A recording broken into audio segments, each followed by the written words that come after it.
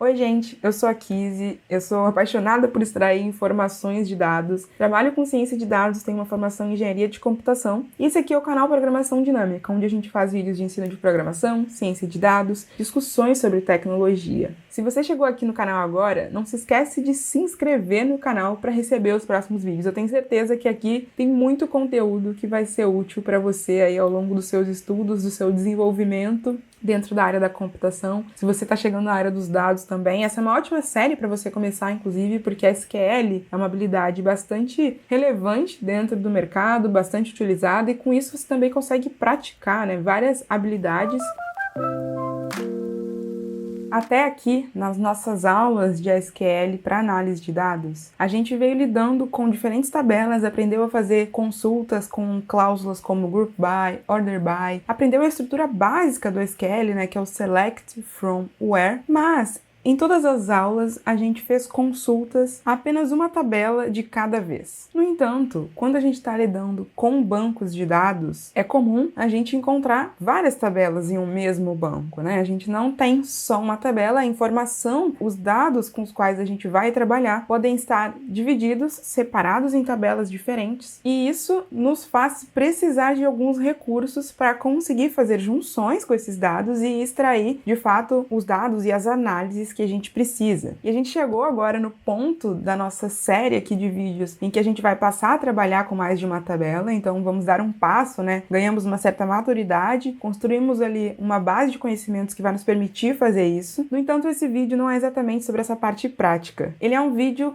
em que eu quero fazer uma discussão com você sobre essa questão justamente de trabalhar com várias tabelas ou com uma tabela só. De onde vem isso, Porque se você é uma pessoa que, por exemplo, está acostumado a fazer análise de dados em Python ou acompanha os vídeos aqui do meu canal, entrou nesse mundo através aqui do canal, você provavelmente está mais acostumado a lidar com datasets, conjuntos de dados, algumas vezes muito grandes, mas que eles têm um formato, uma estrutura de um tabelão. Então quando a gente está lidando ali no script em Python, geralmente a gente está lidando com isso. E quando a gente migra para o mundo do banco de dados, e aí eu tô falando de banco de dados aqui olhando muito para o banco de dados relacional, e se você não sabe muito bem essas diferenças, não entendeu, tem vídeos aqui no canal em que eu comecei a discutir um pouco isso, o que é um banco de dados, como ele se estrutura. Então, quando a gente está olhando para o banco de dados, a forma como a gente trabalha com os dados é diferente, a gente aprendeu SQL justamente por causa disso, tá aprendendo, mas também a forma como esses dados são organizados e estruturados é diferente. E por quê? Isso não é feito, essa separação em tabelas, por exemplo, em um banco de dados relacional, não é feito de forma aleatória. E aqui nessa série, eu já conversei com vocês que eu tô olhando muito do ponto de vista de um usuário de um banco de dados, uma pessoa que faz consultas e constrói análises, e não a pessoa que projeta e implementa bancos de dados. Mas, do ponto de vista da pessoa que consulta, é interessante aprender algumas nuances também sobre a projeção, sobre a construção de um banco de dados, para você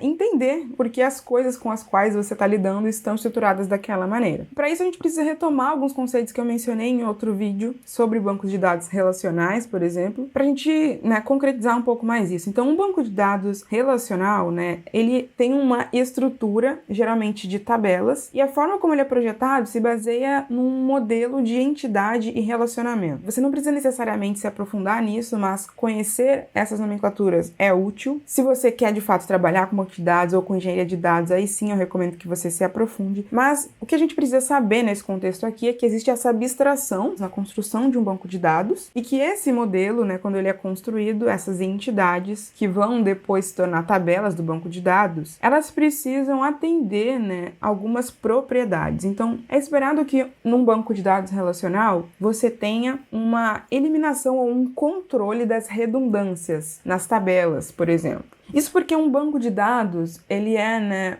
uma organização, uma coleção de dados que é criada para que vários usuários possam escrever dados, consultar dados de maneira concorrente. Então vamos pensar que a gente não tem um banco de dados, por exemplo. A gente tem uma universidade em que existem dados dos alunos, dados administrativos, e as pessoas se organizam usando várias tabelas do Excel. Então a gente não está falando de um banco de dados. E aí essas tabelas do Excel, tem a pessoa que lida com as notas dos alunos, a pessoa que de repente faz o controle de faltas, e elas precisam muitas vezes acessar dados de um aluno específico. E de repente, elas estão tendo dificuldades de lidar com esses dados ao mesmo tempo, e aí uma pessoa resolve então duplicar uma tabela, né, uma planilha lá do banco de dados, e ela mantém uma planilha com informações dos alunos, e a outra pessoa do outro setor da universidade vai manter uma outra planilha com aqueles dados, e elas usam essas planilhas, né, de maneira separadas, ali concorrentes, mas essas planilhas não têm uma integração. E qual que é a dificuldade disso, né, que esse tipo de uso dos dados de forma de organizar impõe? Se uma pessoa de um determinado setor, por exemplo, fizer uma atualização sobre o aluno, então vamos supor que o aluno se casa, né, esse é um exemplo que está fresco na minha cabeça porque aconteceu comigo recentemente, então o aluno se casa e muda o nome dele, muda de solteiro para casado. E aí ele vai num determinado setor da universidade, comunica isso, a pessoa que está fazendo essa gestão atualiza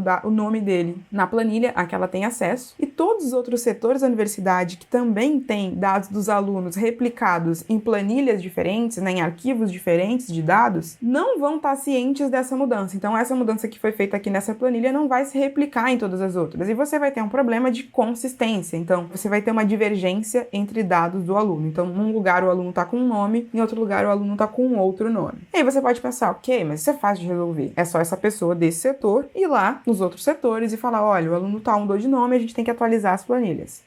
Legal, isso é uma forma de fazer. Só que isso aumenta muito o custo, é super trabalhoso. Faria muito mais sentido se a fonte dessa informação fosse uma fonte única, uma fonte de verdade. Então, o nome do aluno, ele não está de maneira redundante nos outros arquivos dos outros setores. Ele só existe, por exemplo, para um setor. Os outros setores, ao invés de ter o nome do aluno, eles têm, por exemplo, um identificador do aluno. Então, quando a pessoa vai fazer o controle de faltas, ela coloca o ID desse aluno e se ele faltou ou não. E quando essa pessoa for precisar saber qual é o nome daquele aluno que tem um ID específico, ela vai naquela fonte de dados que tem o nome, que é aquela única fonte de dados que armazena o ID do aluno, o nome do aluno e outros dados, e aí ela consulta. Isso facilita muito, porque agora ela não tem que se preocupar com a consistência das informações do aluno, ela se preocupa com o problema dela e existe uma outra pessoa, né, uma outra tabela, vamos dizer assim, que está se preocupando com essa consistência. E quando a gente está tratando de banco de dados, a gente tem mais ou menos essa lógica.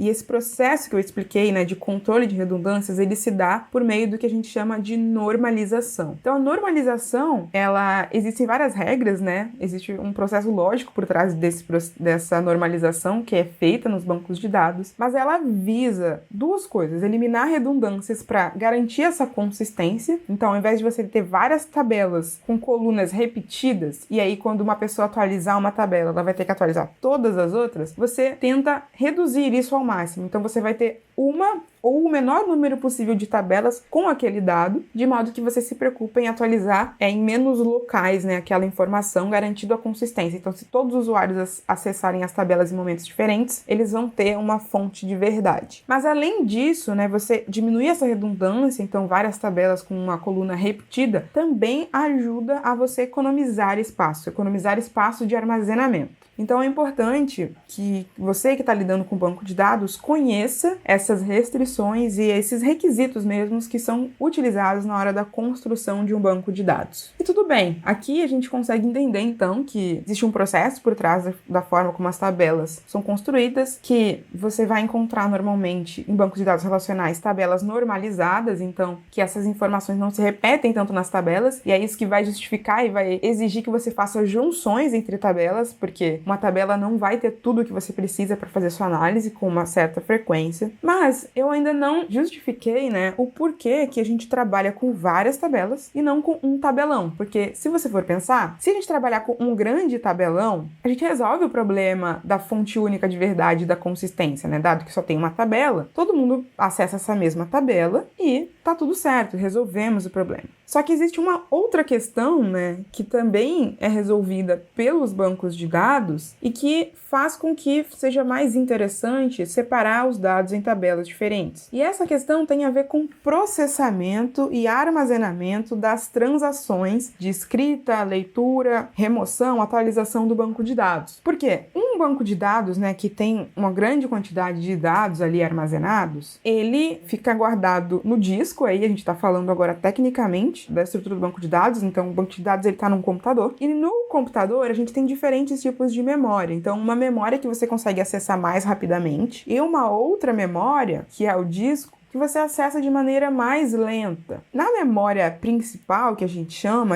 o computador ele vai manter as informações, né, os dados, as aplicações rodando que você precisa com uma certa rapidez. E existe inclusive, né, técnicas para você escolher, né, quando você estuda ali sistemas operacionais e hardware também, você aprende que existem técnicas para o computador fazer essa decisão, o que ele vai manter na memória principal, o que não vai. Existe uma política, né, dessa gestão de memória. Mas eu tô te dizendo tudo isso para te dizer que essa estrutura fragmentada do dado, do banco de dados, facilita essa gestão. Então, você consegue manter tudo no disco rígido e, quando você precisar acessar uma determinada parte do seu dado, você pega essa parte, então vamos supor essa tabela, você traz ela para essa outra memória, que é onde o seu computador consegue acessar as coisas mais rapidamente. Então, você traz do disco para a memória principal a informação de uma tabela. Se você tiver um tabelão no seu banco de dados, a sua aplicação teria que pegar todo esse tabelão e colocar dentro da memória principal. E você vai estar ocupando um espaço gigantesco dentro dessa memória, desnecessário, porque às vezes você só quer uma parte desse dado, entende? Você não quer lidar com tudo ao mesmo tempo, necessariamente. E aí, essa estrutura, ela foi construída para você ter essa separação, ganhar eficiência nesse processamento das transações, né, de maneira desagregada. Então, você às vezes quer só atualizar uma coisa numa tabela específica, você não precisa carregar toda a tabela na sua memória e para fazer essa alteração, não. Você pega só o conjunto do dado que você quer alterar, que você quer ler, e você trabalha com ele. Isso realmente aumenta muito o ganho de eficiência de processamento. Aqui você já pode entender, né, até o porquê eu tô fazendo essa abordagem dessa série, olhando